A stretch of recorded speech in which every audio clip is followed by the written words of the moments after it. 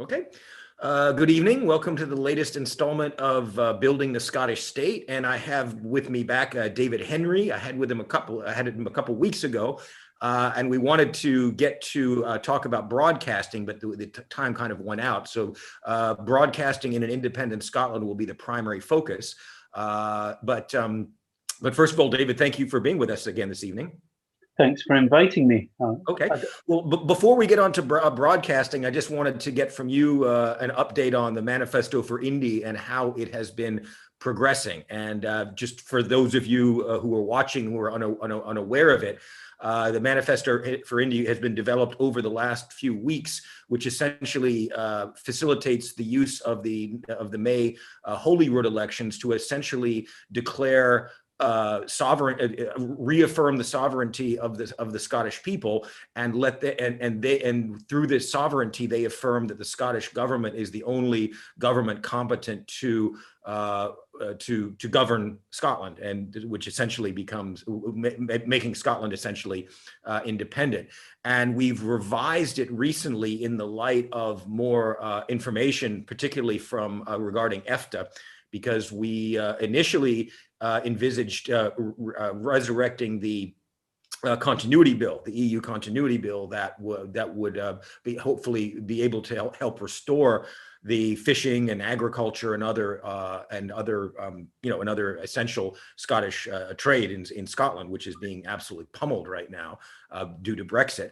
And then we've been in contact with a representative from Efta, who has essentially said that that Scotland would be welcome, and that they would help to get Scotland back in the EEA, or the European Economic Area, which is essentially the single market. And that could be done relatively quickly. And so it's our view that while EU membership may be desirable in the longer term, it would maybe take longer than we would think to become a member of the EU, whereas Efta is much less problematic, and nothing about Efta membership would affect Scotland's ability in the future to choose to be members of the EU if Scots democratically decide to do so. So that's it. So I've spoken about the kind of the revised version and but if you could tell us a little bit more about the progress you're making in getting the other parties to sign up. Yeah, so obviously we had sent it out quite widely originally. The extra expert advice, which is obviously underwritten by yourself, as well as an ex-professor from Strathclyde University, gives it much more weight and puts it more in a context of what international law and constitution rules sort of would apply. So we've carried on. It's gone to all MPs, MSPs. I was on a talk thing last night, which is the People's International Talk Chat Show, which I'd never seen before actually, which was on Facebook, and thousands of people were watching, which just shows you there's a huge interest here. We've had some really positive feedback through our own channels from certain parties, waiting to hear if AFI are now happy with the Efta EEA route, because I understood that their real question that put them off was on our original EU text. On our original text. Yeah, they didn't like the EU continuity bill. People seem to think that meant we were joining the EU, and that's not the case. It never was claiming that. It was basically saying we would adopt the EU regulations on food, agriculture, etc., and transport of goods, so therefore we could get into the single market, because they're quite right. The Scottish economy is being severely damaged thanks to Brexit. This should not be a surprise to anybody. You know, I mean, I worked this out 4 or 5 years ago, that Scotland's economy, we export more than we import. We have done for decades. And therefore, if we're going to be cut off from our single market and access to the single market, it's going to affect Scotland worse than it was the UK as a whole. Yeah. So that's where we want to where we want to see things moving forward. We've just updated the document, which has been published, the the expert advice. So that's now online. The other thing, just so our viewers know, at manifestoforindy.scot. Yeah, correct? .com. .com, excuse me. Manifestoforindy.com. Okay. That's my fault because I'm the one that had to pay for the domain name, and it's much cheaper to get a .com than it is a .scot. We have to fix that in an independent Scotland, I tell you. I don't understand why .scot costs so much, but anyway. And the company that I use for these things don't offer it. I have to go somewhere else, so that's why it costs a lot more. So that's why it's manifestoforindy.com, and both the updated document is available to download, and also the expert opinion supporting it. So I would encourage everyone to do that. It's gone to all the smaller parties that are standing on the list. So we're waiting to hear. We've actually heard from one or two that want to do it, but we've been waiting to hear if another one's about to announce support, so that that news can all go out at once, so that each party would benefit. So I think that in the next day or two, and I've seen the test, it works very well. There's a template letter facility about to be launched on our website. So if you want to write and tell your MSP, there's a template letter. You go in there, you press a button, you look for the area that you live in, you click that, and it automatically puts in their email address, and it allows you to send the email saying, I'm one of your constituents and I want to support this, etc. So I would encourage everyone to use that. It's remarkable, the fact that people have such diverse views on Scottish independence, because it means so many different things to different people. You know, some people want to leave the world and become isolated. Others simply want to take control. But I think what it's really done is engaged with a lot of people and got them to start thinking about what an independent Scotland can be like. You know, we've got in there about pensions because that's an SNP policy that I voted for at conference, and we want to see the state pension raised to the average of the EU, and that would see it going up to about £300 a week. And I can't see why anyone would be against that. What is it currently? £168 a week. It's nothing. It's the worst pension, the lowest pension in the whole of Europe.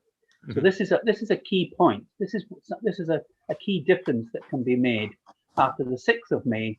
If we've taken control of our future, all we're asking people to do is vote for a party that's adopted the manifesto, which I've got here.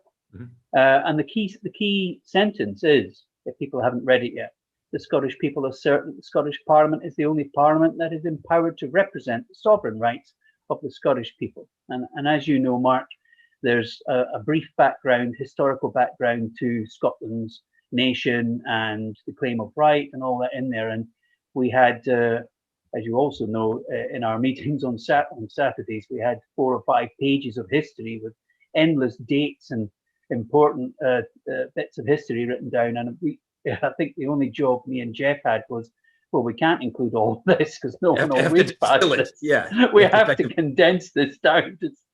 And so it's remarkable. It's down to what, 1 paragraph. Yeah. But it turns out there's nothing in there that anyone can argue isn't correct. It is correct. It's all been checked.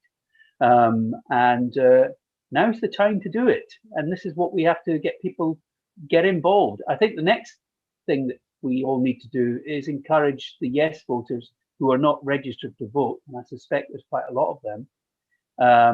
They must register to vote now. They've got till the 6th of April to register for a postal vote. I would recommend people use the postal vote because we don't know what COVID is going to be like on the 6th of May. You know, we hope it's getting better, but you have to prepare for the worst. So I would encourage people to do that. And I would encourage them to get in touch with the parties that they normally support and tell them what they want to vote for on the 6th of May. So we're making good progress, getting a lot of positive feedback, and it's very encouraging. Yeah, I agree. So let me just address a couple of the questions relevant to that before we move on to broadcasting. Stephen, can we sign a Nordic trade agreement quickly before we rejoin the EU? The answer is yes. We can, again, I've spoken to an Efta official. He has assured me that it would, if Scotland were to declare its sovereignty, for example, in this plebiscite type election in May, that all Scotland, the Scottish government would have to do is send a letter to Efta, the Efta Council, and they have a monthly meeting, and they would certainly review that very favorably, this this application letter, and then they would the three members of Efta, which are in the EEA, that being Norway, Iceland, and Liechtenstein, who are in the EEA, would unify and would speak with a single voice within the EEA Council, which includes all of the members of the EU plus those three members of the, so there's 30 members, and that they would speak with a unified voice to get Scotland back into the EEA, and he foresaw no problem with that happening, whereas the EU would be much more problematic, at least in the short term. And if Scotland were to seek, if Scotland is already in Efta and they're seeking EU membership, Scotland is in a much more better position. They're not like going there desperate. Oh, we have to get back into the single market. They're able, Scotland will be able to say, look, okay, we're here in Efta, we're hanging out. It's pretty cool here. Well, okay, EU, what can you offer us? I mean, how is it going to be better? And okay, maybe all right, maybe we'll go for it. Maybe we won't. But we're in Efta anyway, so that's it's a much more favorable position. So so Stephen, yes. Paul Wright, did you write and hand the Scottish government a constitution? Yes.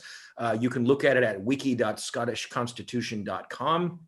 It's not just a constitution, but it's also a governing framework. It has a structure for laws, a structure for designing institutions, and I'm very hopeful that a lot of it will be employed when, after the beginning of May, when we'll need to use it. And again, I know that there are other constitutions out there. We're working in our group with with representative constitutions for Scotland. So we've got a lot of expertise in that area, and I know we'll be able to come up with something modern and coherent. So anything you want to add to that before we move on? Yeah, just to say that on our website for the Manifesto for Indy.com is the link to the Scottish constitutional group. They're linked on policy groups, I think it is, page. So if you go onto that, they'll find there's a number of links to other organizations. Yeah. And they should read some of these things. And I think it's why I think our document's getting the serious attention that it deserves. It's put down there as sort of roadmap and a basic plan of the next steps. Because I think this was brought up last night on the program I was on last night. There's no point putting forward some nice little glossy slogan, vote for this, if you haven't done any work to think about what the consequences are after you win that vote. I mean, Brexit's a perfect example of how not to do it. They won their vote and they had no plan. And they never had a plan. Mm-hmm. And look at the mess they've made. And now Scotland's lost 40, 60, 80% of its exports, depending which industry you look at. I mean, that's the other thing. For the Manifesto for India, we've started engaging with certain business associations. So I know that Jeff, part of the team, he's been in touch. I think it's the Scottish Fishermen Federation, and we've also been put in touch with National Union of Farmers in Scotland, because this will help instantly their members get some of their trade back and their sales and exports into the single market. Mm-hmm. So it's not just me and you who want Scotland's future to be in Scotland's hands. This is about people that are running businesses, producing products, employing people. It will have an instant effect, a positive effect. So, and Boris is offering us what exactly? More disaster. And now he's trying to blame everybody else for it, when in fact, this is what happens when you don't have a plan. In addition, on the wiki.scottishconstitution.com website, I have a section on one of the rubrics is the constituent process, and it's a few years old. I haven't looked at it, and it has not been updated. But it also offers a roadmap for moving from Scotland within the UK under the Scotland Act to becoming an independent country. But I think I'd like our group to begin to focus on that a little bit more in the weeks to come, so that we're better prepared when, when and if, and I think if is becoming when. There's right. No sorry, if. excuse me. There's Hey, no right. if. I'm sorry. You're right. And after last night's discussion, I think the if is kind of leaving the issue. Well, yeah, you're right. You brought up, or we brought up before the program started, a couple of the speeches that were made yesterday in the House of Commons by prominent Scottish MPs, and I think it's in the Scotsman today. And also, I noticed there's another poll out today showing Yes in the lead again. So I think that one little blip was indeed just a blip. But it's no good to people talking about polls. Polls are great. It lifts your spirits a bit if they're going in the right direction. Right. And if they don't, you just ignore them. But if they do, absolutely, we're winning. But you then have to have a mechanism to deliver that. And the mechanism is we have a democratic vote on the 6th of May, and it's up to people of Scotland of all walks of life to decide what they want to vote for. Now's the time. Manifesto for Indy is there, ready and waiting. Select it, vote for it, get behind it, tell your MSP that's what you want. And on the 7th of May, we can all start celebrating and start the hard work of building a better country. Okay. All right. So let's shift to broadcasting. Now, first of all, I'd like you to describe your expertise in the area. Oh, dear. Very briefly, I know you could go on for hours about everything, but just give us a short summary of the question from Hashberry Stumble. I see that. Excellent. Excellent. Good question. We'll definitely get to that. Excellent. So my background is, I was a mature media student in 1997, 98, did a few commercials, made a couple of programs. But I'd started seeing that digital technology was coming. Digital broadcasting was just starting. And I thought, this is the future, and it's going to be much cheaper to run a television channel. There's going to be all this capacity available to deliver multiple channels. You've got to remember back in the late 80s and early 90s, it was analog television. There wasn't really that much choice until Sky came along and launched their satellite service. Before that, we had 3 channels, then a 4th channel with Channel 4, and then lo and behold, a 5th channel, and that was it. There was no Netflix, there was no Amazon. You used to go and rent your videos at the video store. So it was a totally different landscape back then.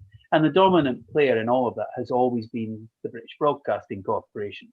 They have dominated. And back then, they were the largest. Financially, they were the largest, with about £3.5 billion a year coming in. Strangely enough, they've still got £3.5 billion a year coming in. However, now, that little cowboy outfit that was launched in 1989 with those giant dustbin lid satellite dishes, Sky Television, has revenues of over £4.5 billion. They are now bigger than the BBC. And who would have thought that could ever have been the case? And certainly their broadcasting establishment didn't see it coming. So my background is I was working on a business plan to launch a new digital television channel. It's going to be called Power TV, and built a program schedule, worked out all the technology, said how much cheaper it was going to be for transmission, etc., than in the analog days, and all that was true. And then by sort of luck, I sold my first program in 2001, which I'd made as being a student in 1999.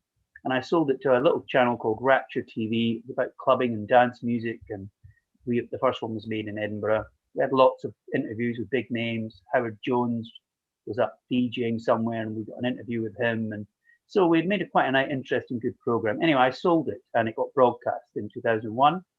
And I then sent it, and that was the door that opened doors. Once you've had a broadcast credit, you start to get people take you seriously. Up until then, you're just another hopeful. There's lots of hopefuls. Yeah, there's lots of them. But I had a very specific idea. We had priced making this series. It was going to be a different location every week across the country. Pitched it to ITV late night, but they'd already commissioned something very similar, but they liked it. They told me they liked it.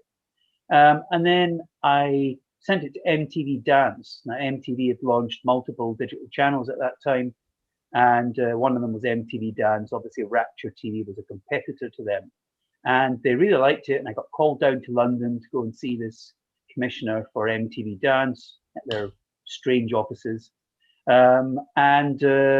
I pitched this idea of the Ibiza Files, and I wanted to make a documentary series called the Ibiza Files from Ibiza, mainly big name DJs, but also cut to music. It was going to be quite stylish.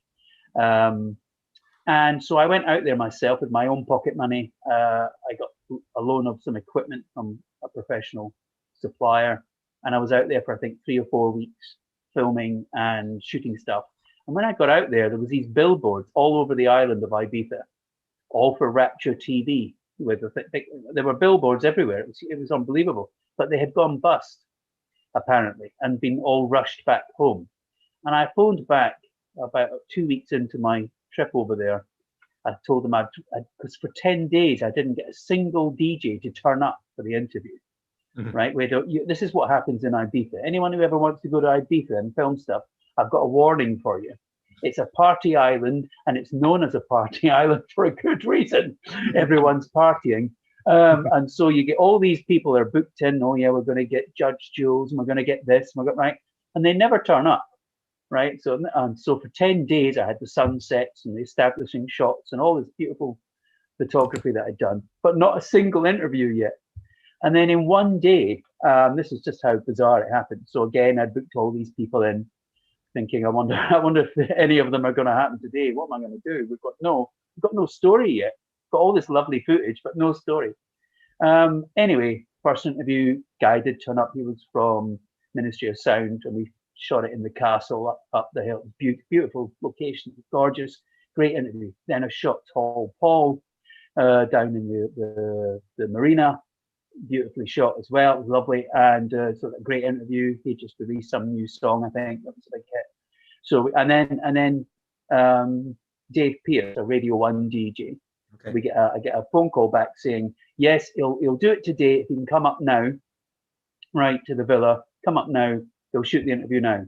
So he jumps in the car, and so at the end of that one day, I had 3 fabulous interviews with these big names. And all of a sudden, I started to see the program starting to come together. And I phoned MTV Dance, really pleased to tell the woman that I've got this and I've got that and I've got more coming. And and we've got an interview with Manumission, couple that run Manumission, which was a huge club at the time. I said, so I've got that tomorrow and all that. And she then tells me, oh, haven't you heard? Rapture's gone bust. It's closing. And I just thought, oh, really? Okay. That would fit perfectly. Would have fit. So anyway, I ended up, cut a long story if you short, could resume your experience from that. I ended up buying it. I got back to London. I got my money out of MTV, and I put it towards other money, and I ended up buying all the assets of Rapture TV and relaunching it about a year later. Mm-hmm. So we went out a year later to film a little series out there, and the billboards for Rapture were still all over the island. They hadn't taken them down. Everywhere you went, there was these giant adverts, like 40 foot across. You thought, oh my God. So it looked like we had loads of money. We didn't have any money, but someone else had spent the money. So yeah, that's how I got into broadcasting. Okay. I relaunched it on Sky. And if you could briefly resume your again, as compact as you can, your lawsuit against the BBC. Oh yes, well, yeah, I'm getting a bit of a reputation for all this. Basically, I took objection to the BBC wanting to launch an additional channel in Scotland, the BBC Scotland channel. And I engaged in the Ofcom public consultation, and I submitted, and I got about 750 signatures, I think, against it. And so I submitted that to Ofcom, and I pointed out that as far as I could see, this was really against the public interest because they have over 40% market share in news and current affairs in Scotland. And I'm very well aware that Rupert Murdoch's Sky TV was forbidden to buy the rest of Sky, must be 10 years ago now, because he was going to have more than 10% market share in news and current affairs. Mm-hmm. So it's against the public interest to have 10% or more. How come it's okay for an organization to have over 40%? So I submitted, I said I thought this was anti-competitive, not in the public interest, and it shouldn't go ahead. and they didn't really come back to me. They did list my objections on the process, but they never addressed the public interest test. And the public interest test is you do not want any organization, doesn't matter if it's the BBC or Rupert Murdoch or whoever, it doesn't matter who it is. You don't want any organization that has got a substantial share of the market, because it means they can influence public opinion. And the perfect example of this, I suppose, when it comes to politics locally, is look at how the BBC has covered the Alex Salmond situation when they did a program on it, you know, and they did their so-called documentary. Only the documentary seemed to be 3/4 of about regurgitating the case, and then at the very last bit, oh, he got found not guilty. Yeah. Well, shouldn't that have been the main? It's pretty clear they were expecting a different outcome. Yeah. I think they made the program with the hope that it was going to be the other way around. And when that didn't happen, oh, quick, we'll have to do a quick re-edit, so-called try and balance it. Yeah. Now, the problem with that is when you've got one broadcaster or one organization with 40+%, and they want to launch another channel, then you have to be extremely worried that the same editorial stance is going to be across all their programs.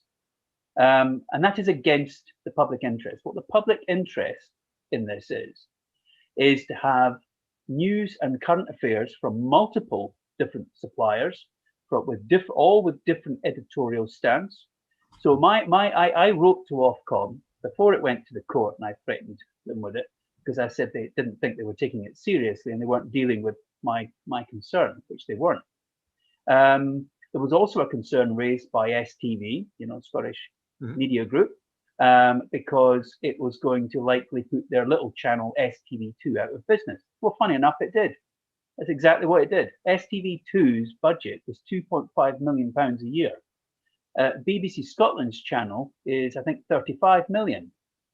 So there's a massive difference between what STV2 was doing and what BBC Scotland's channel is doing.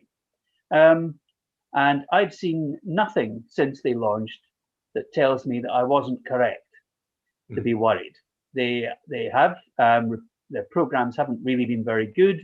They have squashed competition because the STV2 closed, and therefore we're worse off because we don't have that other choice. So everything that I was afraid of is exactly what has actually happened. Now, this brings me on to what I think should happen in Scotland going forward. Exactly. I'd like to make that transition. So what you've learned and what you and we all want to see in an independent Scotland with regard to the media. And I've done a lot of thought. I've thought a lot about this. I know Kevin has, done a lot of thought a lot about it. But how do you see it? And I mean, because I'm also good friends with Gordon Ross, who's working very closely with Broadcasting Scotland, and they've done amazing things on an absolutely shoestring budget. And so, like, imagine if they actually had real funding. So talk to me about what you see in terms of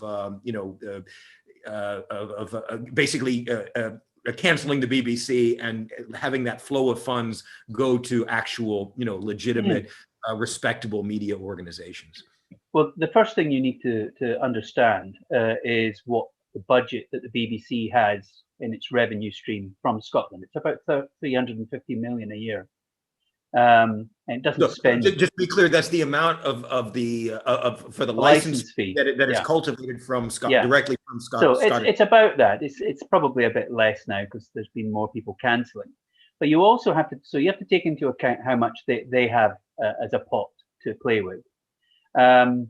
And there's many things that the BBC do that they really have no right doing, and there's no need for them to do it.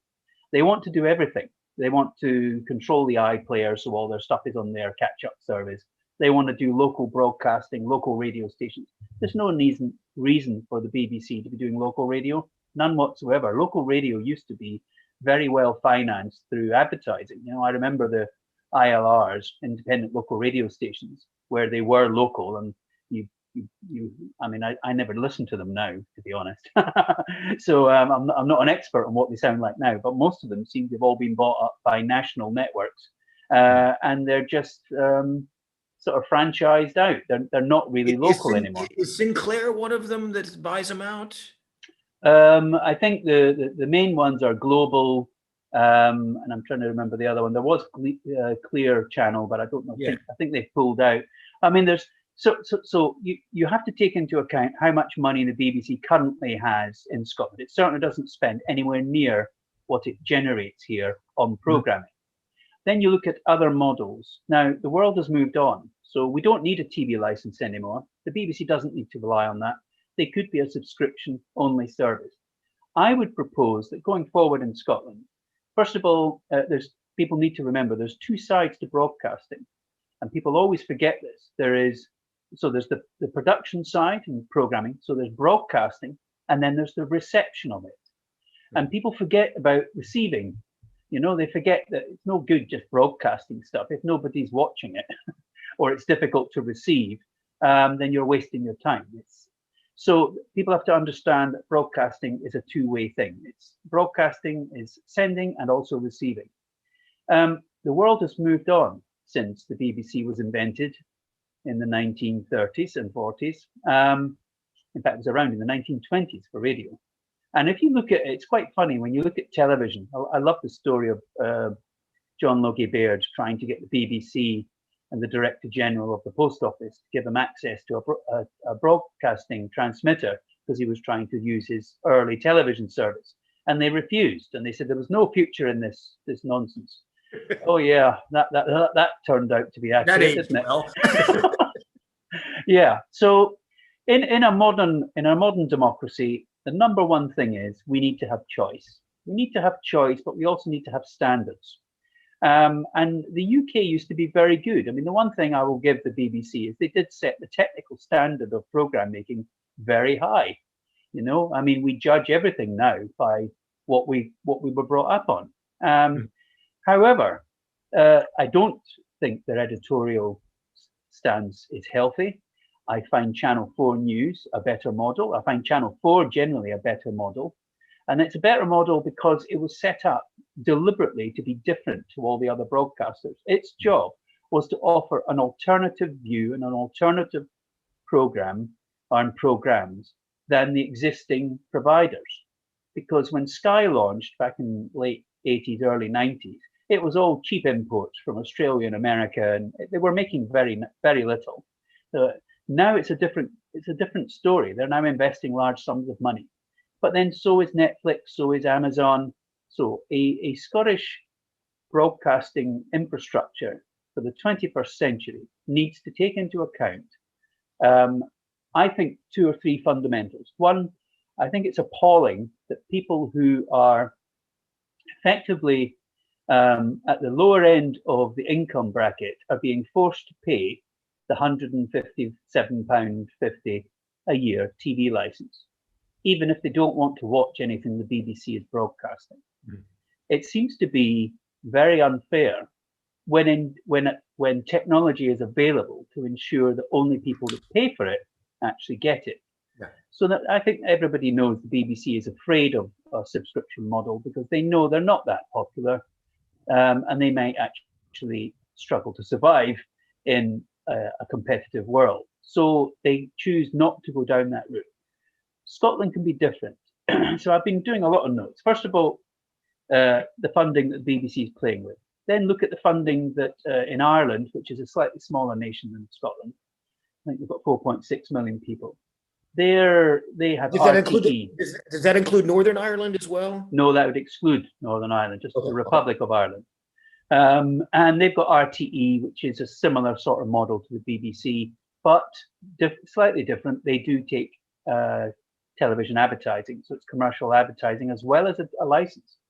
Now, the technology is there now. I think a new Scottish public service broadcaster should have a basic tier service on its main channel, its main radio stations, and they should be free to receive, no license required, no subscription, meaning, and included as part of that, I think afternoon programs for kids should be commercial free. Don't think we should have adverts during children's programs. I think they're too easily influenced. So that's what you call a public service broadcaster, you know, children's programming, news and current affairs. These should all be included in the basic tier. And then you offer a subscription service for sport, for movies, so that your new Scottish public service broadcaster can go out there and compete. And the other thing is you can reserve so that Scotland's international football matches must be shown on the main public service broadcaster. It's a reserved matter, and I think that's perfectly acceptable. That's what happens in England. The English football matches, as you probably have noticed, are all free to air on ITV, and yet Scotland's international football matches are on Sky Sports, and you have to pay for them because they're not protected. So Scotland can protect certain important events, and football could be one of them. So I think a public service broadcaster must not dominate the marketplace, but it must provide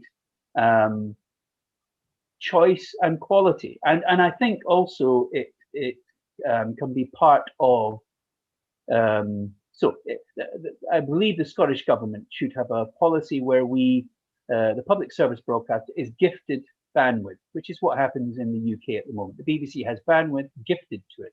They don't have to pay for it. I just want to say quickly that we see the questions that are coming up. We're gonna be speaking about broadcasting, but we'll certainly get to the questions at the end of the show on matters not related to broadcasting. So please continue. All right, cool. So I think going forward, we're going to see a public service broadcaster that is fit for purpose and takes into account we now live in the 21st century, because it would be great to have, like Channel 4 did when it first launched. They made original feature films. So in fact, I think they almost single-handedly turned the British film industry around because they were commissioning lots of original film dramas. Sky has done similar things. They've commissioned and funded lots of feature films as well, which get cinema releases and then of course go on their own pay TV service. That is the model, I think, a part of the mixed funding model that Scottish public service broadcaster should have. I also think it's essential that we have an independent regulator. I think I want to get on to that because I watched very attentively the Leveson Commission. Now it's almost been a decade since the Millie Dowler and the Leveson Commission, but it just seems to me as if the very idea that newspapers were able to hack into people's phones and basically violate their human and privacy rights. I mean, that should not be allowed to take place. But could Scotland design a media regulatory system that would prevent things like that from occurring, at least within the media that is sold in Scotland? You think of the Daily Mail, you think of the Sun, you think of all these just, horrific, publications that have clearly, violate people's, privacy and dignity on a daily basis. What role should a media regulator play, and how could it avoid, given that England and Scotland will still be very close to each other for a long time, at least in proximity? Well, I think the template of technically how it will work will be similar to Ireland and Northern Ireland, because there is, of course, a crossover. In fact, they receive each other's services. They now have an agreement where RTE 1 and 2 and other channels are receivable in Northern Ireland, and in Southern Ireland, the BBC services are still available as well. So I think that will be something similar to what happens here, because we can't pretend that we are all of a sudden living on a different continent and we're not connected to our nearest neighbor, because we clearly are. So I think I think we have to, first of all, we need an independent regulator. Independent what? Sorry, an independent regulator. Oh, regulator. To be. Okay. Yeah. Broadcasting, I think where Ofcom used to be seen as being, broadcasting was quite heavily regulated. So you used to have to make every program had to be balanced. That isn't how broadcasters now see themselves. They see balance over, and the BBC will tell you this, if you complain to the BBC about a bias in question time or whatever, which there clearly is on occasions, sometimes it's so glaringly obvious, they don't believe that they actually have to make each program balanced. They now tell you that balance means across a range of programs. Well, I happen to disagree. I think each program should be balanced, because you can't guarantee that the viewers are going to see or hear another program on another channel, on another service. So therefore, to get the balance. So I think programs themselves should be balanced. When it comes to newspapers, I don't believe in trying to control the press. I believe a free press is a very healthy thing. I would hate to think, and I've watched it recently about the Telegraph when they exposed the MP's expenses, and they managed to get this hard drive, which they paid people a lot of money for, and it had all these documents that they were all deleting and redacting so that nobody would ever know what had actually gone on. And it was the people that were doing this work that were so incensed that they could see what was being covered up that no one will ever find out. You know, MPs charging for moats round their castle, and heated, I mean, you just heated duck houses and yeah, dog food. I mean, my goodness, the rest of us buy our own stuff out of the supermarket. We don't claim it on expenses, and yet that never dawned on them that might be the wrong thing to do. But it never seemed to dawn on any of them that they were allowed to do it, so they did it.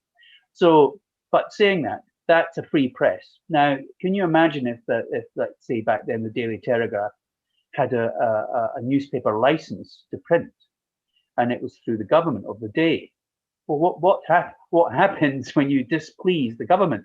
Does that mean your license gets revoked, or when it comes up for renewal, you don't get it? So you really have to. I think a free press is the way to go, but you also have to ensure that in an independent Scotland, we ensure that people's right to privacy, etc., is supported. I mean, it can't possibly. It's indefensible what happened in phone hacking. Yeah. Sometimes it was tittle tattle from people that were rich and famous, and we probably think, oh well, they make lots of money out of their image, so who cares about them? And yeah, and then there was all these other people who were not in the public eye, were not rich and famous, who had their privacy violated and their rights abused. Yeah. So I think the press, you need to have some form of regulation. Self-regulation by the industry does not work. That clearly doesn't. You can every day go to the newsstand and you can prove it doesn't work. But broadcasting is different. And I once read something about someone saying the Daily Mail is no better or worse than the BBC. The BBC is much better. And I disagree. The BBC is pumped into everybody's house 24 hours a day. It's on every radio set in the car. It's everywhere. It's online. It's everywhere. And you don't have a choice. Whereas you do have a choice if you don't want to buy the Daily Mail because you don't like what it writes, or the Sun, or whatever newspaper it happens to be, then you don't buy it. And if enough people don't buy it, it goes out of business. It's called market forces. The BBC isn't in the market. They're not affected by market forces because they're forcing you to pay for it whether you want it or not. So well, I think it's market forces, but it's market forced on you, right? Well, yeah, it's so a different term. Forces, but in a different sense. Yeah. So I certainly think Scotland can be much smarter. I do think we need an independent regulator that regulates all broadcasters. I think balance and fairness, and I think the public interest has to be at the forefront of that. So I think a Scottish broadcaster, public service broadcaster, will be a lot smaller than the BBC. It will only do a small number of radio stations, a couple of TV channels, and that will be it. Does it really need a website, an iPlayer type thing, or can we just put all the content that's made and put it on Netflix and Amazon and let people watch it on all the platforms? I think that's the way to go, not to try and recreate and reinvent the wheel.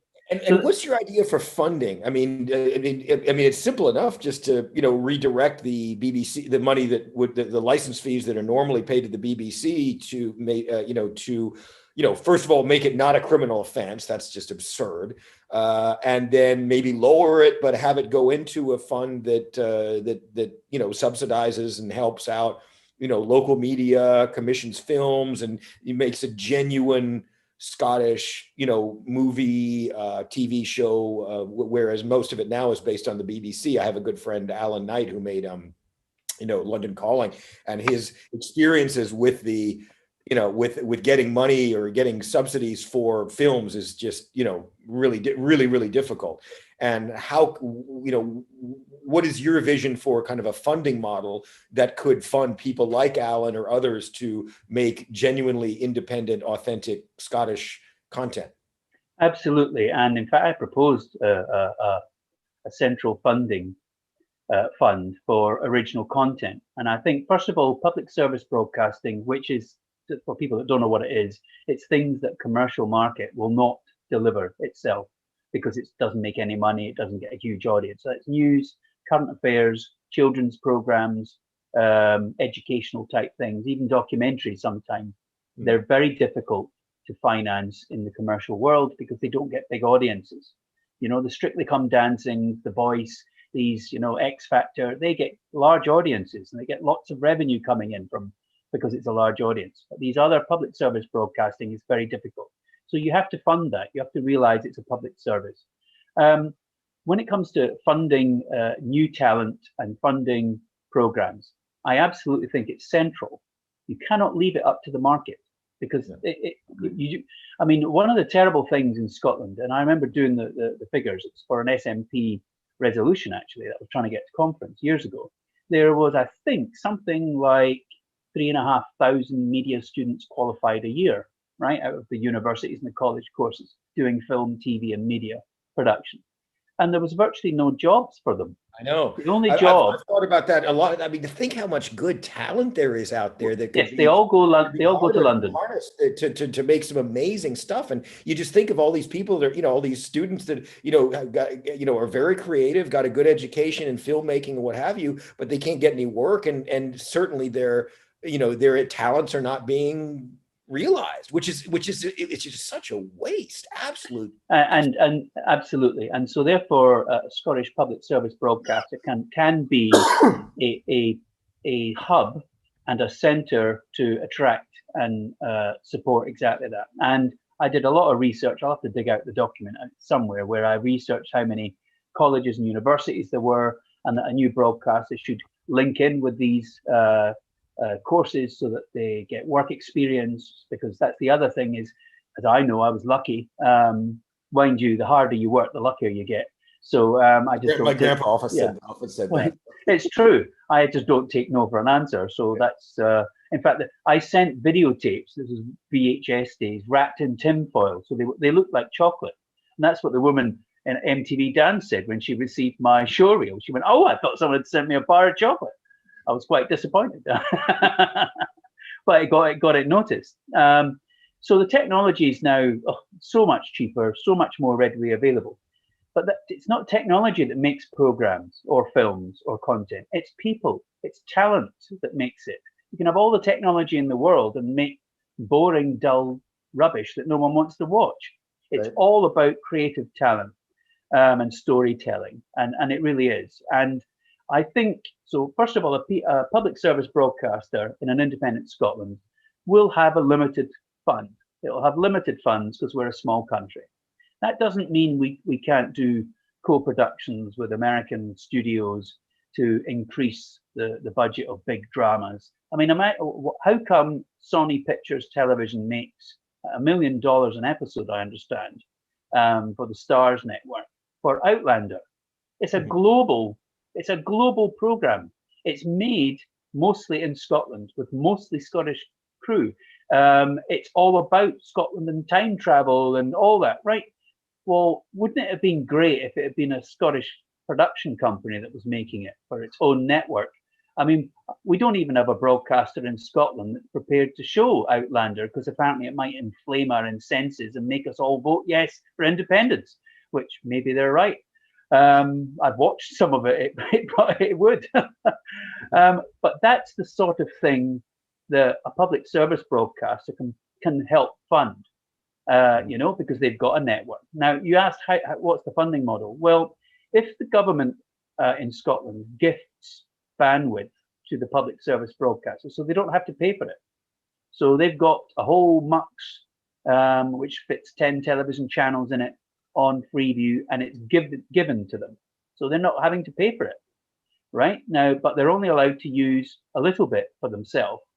The public service broadcaster can then lease that capacity out to commercial operators, Commercial operators are making money because they're making commercial programs, and whether it's subscription or sports channel, whatever. Yes, but that money then comes back into the public service broadcaster because they've basically sublet some of their capacity. So that's one revenue stream that you could have.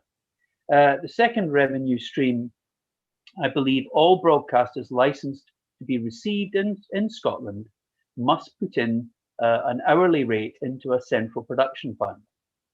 So if they're not making original content, and EU had really good rules on this. I really like the EU rules, but some people don't. But anyway, I would base my ideas on what they put in place, which was they wanted, first of all, it was a human right to receive free-to-air television transmissions from other countries because they wanted Europeans to speak to other Europeans. And I think that's a great idea. So I'm always disappointed that here in the UK, we've got satellite TV and cable. There's hardly any foreign channels in foreign languages. They're all Sky 1, Sky 2, Sky this, you know, I mean, and they're all in English. So we're not going to really get exposed to the German language, the French language, Dutch, European languages that are on our doorstep. We never see or hear any of them. It would be nice to see some of that and see some of it. So I think the Scottish broadcasting landscape can have a mixed model. We can use technology so that I think a public service broadcaster should go out there and get new movies and encrypt them and let people pay per view if they want to watch a brand new movie. As soon as it comes out, why not? That's what's happening on Amazon. It's what's happening with Netflix. It's all moving in that direction.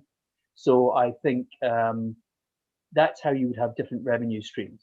But it mustn't crush competition, which is unfortunately what the BBC does. It basically flattens competition because it's so big.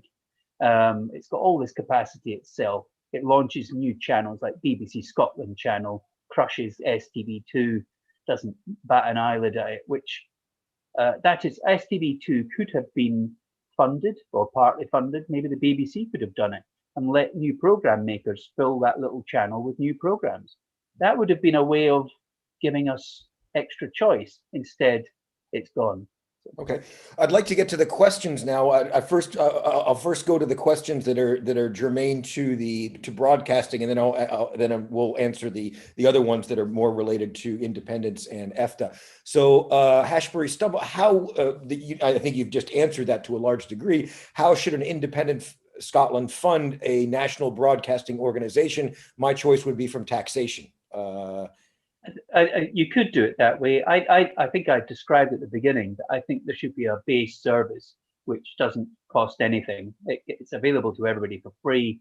I think this idea of criminally enforcing a TV license is archaic, out of date, and is not technically necessary anyway anymore.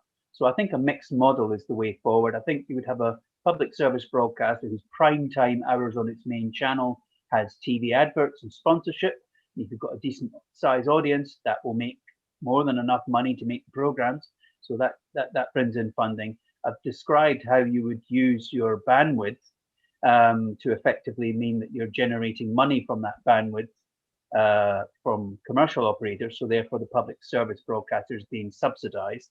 And I think then on top of that, you could have some paid content so that the public service broadcaster would have sport and film and maybe live events, and people can buy that on a subscription basis per month. They're now quite used to doing it for Netflix, they're doing it for Amazon. There's no reason why. And the other thing is content program sales. If you're making decent content that's got an audience beyond your own territory, then that will be other revenue streams. So I believe all that is, not only is it possible, it's how other countries do it too. I do think that people have to look at it. A transition period, I think, will probably be needed. So the BBC license, but not for the BBC, dramatically reduced in size, I would have thought, could be phased in and then slowly phased out when it's no longer required. So that would fund the setting up of the new broadcaster. Okay. And this ties into it. You pay a license fee for the BBC, correct? But yet ITV, the adverts pay for the license. but yet on Sky you pay a subscription, and Sky are allowed to put adverts on, so they must be getting paid twice. So why is Sky allowed to show adverts if you're paying a subscription? Well, the difference is that Sky is a commercial operation. It's a pay TV platform and a pay TV business. I mean, I remember when it launched and people were very skeptical that pay TV was going to survive, because in the UK it was all free to air and it was dominated by the BBC, and you had, yes. Now ITV, and I've seen these now, and there is a risk. Let's say the BBC started taking adverts, right, on BBC One, Strictly Come Dancing, which used to get 10 million viewers. It would generate an awful lot of money from commercial advertising and sponsorship. But that then would take money away from the commercial operators, because at the moment they're the only operators that rely on television advertising. So you have to keep that into account, that a public service broadcaster that starts to go into the commercial space, taking money out of television advertising, is a limited pot. And so I think you need to keep your eye open and look at that. But Sky's a different operation. They are, yes, they're getting paid twice, but it's a private operation. It's not a public service broadcaster. You know, they could shut down Sky News tomorrow if they wanted to. They don't have to broadcast it. Whereas the BBC is required to broadcast its services as part of public service remit. Yeah. Okay. All right. So I want to get back to. I'd like to get back to a couple of the questions that had to do with the. There was one on Efta. Yes. Will joining Efta allow us to regain our trade position within the EU? Short answer is yes. But Efta, in my view, and you can add to this, Efta in itself will get Scotland back in the single market, but will not deal with customs, if I understand correctly. And so, in addition to Efta status, for example, as I understand it, Norway and Iceland, they do sell, agriculture and fisheries to the EU, but it's under protocols. It's not under being part of the single market. And so, Efta is necessary but not sufficient to regaining the full trading rights within the EU, but it's a big step forward, and the rest can be done through protocols. Is that how you understand it as well? I think we probably need to ask our protocol expert in our team on Saturday. But yes, I believe Efta isn't something that I paid that much attention to, because I like the whole thing. I like the EU, like all the regulations, the directives that came out. Especially around broadcasting. I think they were actually very helpful, and so I don't think I'm even open to having my mind changed on that. But however, I'm quite happy that Efta is a first step, and the EEA is probably the next step. And yes, a protocol would be required for the things that aren't covered through Efta and the EEA. I also think it's not going to be that difficult for Scotland, because we already fully complied. You know, we're not coming to this as a clean sheet with no experience of dealing with the single market. Up until the 1st of January, we were in the single market. Yeah. So I think that the great thing and the great opportunity is we could, in theory, be fixing all this and be back in June, July this year, and fixing some of this. And so we've only suffered 6 months of Brexit disaster. And I have no doubt that in the end, the UK, what's left of the UK, will probably go back cap in hand to the EU when they realize how difficult it is on the world stage as a tiny little country to sell your goods without access to the 500 million single market on our doorstep. Yeah. A question from Stephen: do you think the Tories will try to take the Scottish government to court over independence, or is it all bluff and bluster? If in my view, and I'm sure you share this view, if the pro-independence parties use the Manifesto for Independence to achieve independence, there's nothing they can do. I mean, you can't stop people from voting in the way they do, and if people are convinced that if these parties commit to implementing independence once a vote is achieved, there's not much the UK government can do. And we witnessed some speeches yesterday by Tommy Shepherd and Kenny McCaskill. basically saying that you reading between the lines that they are envisioning as well, using the May elections as a plebiscite for independence. And Tommy Shepard was asking, well, how is the UK government going to react if that's the case? And he specifically did not say for a referendum. He used the terms of this would be our decision in doing that. So I think it goes back to what we were saying before, what we've talked about before, is that I think that in our view of our group, going the referendum route is much more perilous, because there will necessarily be much more. Not only that they can, Section 30, non-Section 30, binding, non-binding, all of these things, but even if they do grant a Section 30, there'll be, conditions, and, and it may well be that, there has to be a super majority in a Section 30 independence vote, a referendum vote, in order for them and for both the UK and the international community to recognize independence. So, if there's anything you want to add to that.